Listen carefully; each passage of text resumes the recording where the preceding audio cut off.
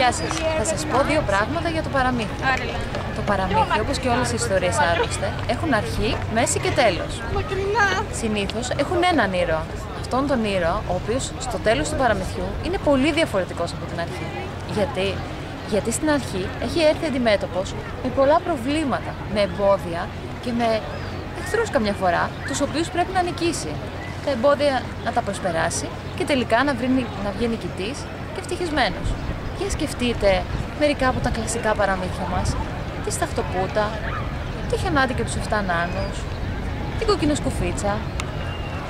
Αυτές οι τρεις ηρωίδες ήρθαν αντιμέτωπες με προβλήματα, με εμπόδια, με κακούς, μάγους, αλλά τελικά βγήκαν νικήτριες. Έτσι και στη ζωή μας πρέπει όλα τα εμπόδια και τις δυσκολίες να τις προσπερνάμε και να βγαίνουμε νικητές και χαμογελαστοί. Τα παραμύθια συνήθως πάντα κάτι μας μαθαίνουν. Καλό καλοκαίρι!